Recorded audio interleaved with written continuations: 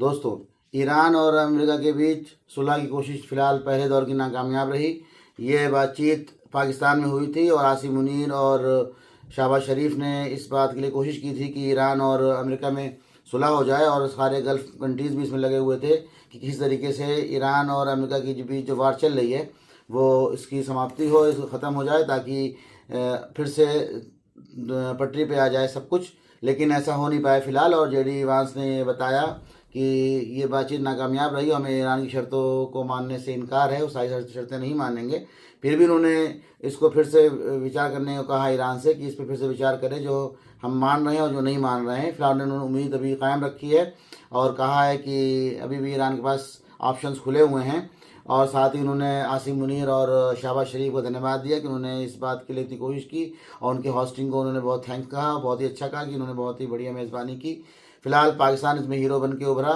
एक बातचीत हालांकि नाकामयाब रही। और वहीं ट्रम्प ने आज धमकी दी है कि वो फिर से ईरान पर अटैक कर सकते हैं लिमिटेड प्रोस्पेक्ट्स में, और साथ ही ये भी कहा है कि है वो हार्मुज़ स्ट्रेट को ब्लॉक करने वाले हैं, और ब्लॉकेड उन्होंने हार्मुज़ स्ट्रेट का शुरू कर दिया है, क्योंकि वो हार्मुज़ स्ट्रेट को इसलिए ब्लॉक करना चाहते हैं कि कोई भी शिप्स अब जो है वहाँ से ना गुजर पाएँ। अगर उनके नहीं गुजर पा रहे हैं, किसी की ना गुजरें। और इस बात की धमकी दी, उस पर अमल शुरू भी कर दिया है कि हार्मुज़ स्ट्रेट की घेराबंदी उन्होंने शुरू की है कि अगर ईरान ने भी उसको ब्लॉक कर रखा तो हम भी उसे घेरेंगे। और इसकी वजह से हमारे इंडिया के भी 15 जहाज़ फंसे हुए हैं।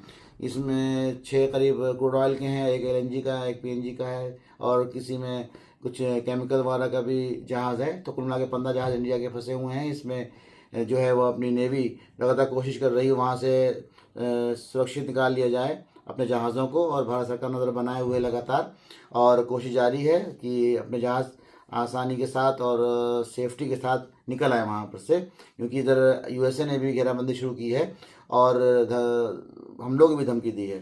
साथ ही इसराइल तो आप जानते ही वो मान नहीं रहा है और लगातार लेबनान पे अटैक कर रहा है। उसने कहा भी था कि हम इस सुलह में लेबनान को शामिल नहीं करेंगे, और लेकिन यही वही ईरान का कहना है, जो ईरान ने शर्तें रखी थी, जैसे मैंने आपको पहले ही बताया था कि ईरान की शर्त है कि उसमें लेबनान को शामिल किया जाए, और हिजबुल्लाह, हौती और हमास जो उनके ग्रुप्स हैं उनको भी इसमें अमन दिया जाए और उनके खिलाफ कार्रवाई ना की जाए। साथ ही हार्मुज़ स्ट्रेट का भी उन्हें ईरान ने कहा था कि हमको पूरा इसमें इख्तियार दिया जाए और हम इसकी जो है इसके कंट्रोलिंग और कोऑर्डिनेशन करेंगे हार्मुज़ स्ट्रेट का।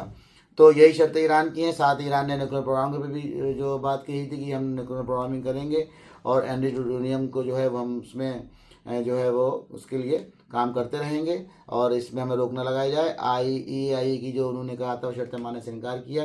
साथ ही जो भी हम पे सैंक्शंस लगे हुए हैं, वर्ल्ड के जो भी UN के सैंक्शन लगे हुए हैं, और जो ट्रेड के और जो इकोनॉमी के जो भी सैंक्शन लगे हुए हैं उनको हटाया जाए। हालांकि जंग के बाद उनमें कुछ हटाए भी गए हैं, जैसा कि पहले की जंग से पहले वो लगे हुए थे और अब वो हटा दिए गए। उसने कहा कि ये परमानेंटली हटा दिए जाएँ हम पे सैंक्शंस, और अटैक हम पे दोबारा ना हो इस तरीके से। अचानक से अटैक इस बार किया अमेरिका ने और इसराइल ने मिलके।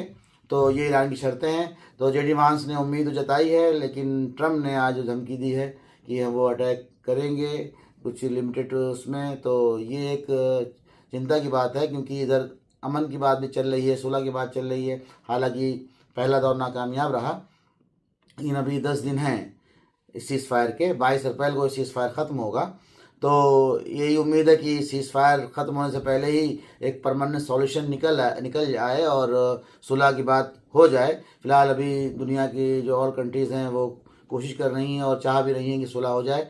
और यूएसए का एक इसमें ये भी निशाना है, जो उसने हार्मुज़ स्ट्रेट ब्लॉकेज करने कहा है कि हम इसे ब्लॉकेट कर देंगे, कि ताकि जो एक्सपोर्ट करता है ईरान तो वो एक्सपोर्ट ना कर पाए और उसको इकोनॉमी को नुकसान हो ही। साथ ही मेन उसका जो एक्सपोर्ट है क्रूड ऑयल का, जो खर्क द्वीप से जाता है वो चाइना को जाता है।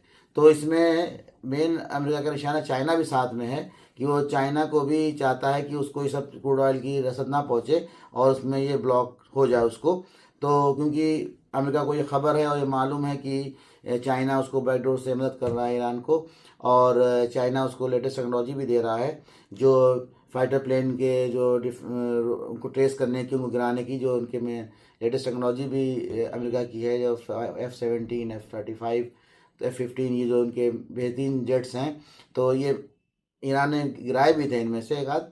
तो वो ये चाइना की ही ये टेक्नोलॉजी, कहना है कि अमेरिका की चाइना ही टेक्नोलॉजी ये दे रहा है और इसको ये मानना है, अंदर खाने बात यही है। तो इसलिए वो चाइना को चाहता है, चाइना की बैकबोन तोड़ना चाहता है कि मेन 80% जो सप्लाई क्रूड ऑयल की है वो ईरान से ही है चाइना को। तो चाइना को नुकसान हो कि चाइना अगर क्रूड ऑयल सप्लाई नहीं होगी तो चाइना की बैकबोन जाहिर सी बात है कमज़ोर हो जाएगी और चाइना कमज़ोर होगा और उसको इकोनॉमिक नुकसान होगा। तो ये भी एक इसमें उसका एक मकसद छिपा हुआ है अमेरिका का। तो इसीलिए उसने ब्लॉकेट की ये धमकी भी दी है और कर रहा है, धमकी कैदी कर रहा है और इसे सारे शिप फिर से फंस गए एक बार। इधर हॉर्मुज़ स्ट्रेट ईरान ने तो ब्लॉक कर रखी है, इधर से अरेबियन सी की तरफ से इन्होंने ब्लॉक की है यूएसए ने। तो फिलहाल उम्मीद यही है और वर्ल्ड के लोगों को और वर्ल्ड की गवर्नमेंट्स को कि जल्दी से अमन कायम हो और सुलह परमानेंटली एक सोल्यूशन का निकले, जो कि ईरान ने भी कहा है कि एक परमानेंट सोल्यूशन हमें चाहिए। सीज़ फायर हमने कर लिया है लेकिन हम इसमें एक परमानेंट सॉल्यूशन चाहते हैं। तो वो परमानेंट सॉल्यूशन निकल आए ताकि फिर दुनिया पटरी पर लौटे, क्योंकि बहुत ज़्यादा दिक्कतें आ गई हैं। स्पेशली जो एनर्जी क्राइसिस है बहुत ज़बरदस्त चल रहा है और वर्ल्ड इकोनॉमी को भी बहुत ज़्यादा नुकसान हुआ है इस जंग से। ईरान तो झेल ही रहा है, इजराइल भी को भी नुकसान हुआ है और अमेरिका को भी नुकसान हो रहा है लगातार। क्रूड ऑयल के प्राइसेस भी हाई हो रहे थे। तो अभी सीज़ फायर चल रहा है तो थोड़ा सा राहत है, लेकिन अभी ये एक परमानेंट सॉल्यूशन नहीं है। तो एक परमानेंट सॉल्यूशन निकला है, तो इसीलिए बातचीत आगे उम्मीद है कि 10 दिनों में होगी और सुलह की बात पक्की होगी और सुलह हो जाएगी दोनों मुल्कों में। फिलहाल आगे की अपडेट इंशाअल्लाह फिर दूंगा। अल्लाह हाफिज़।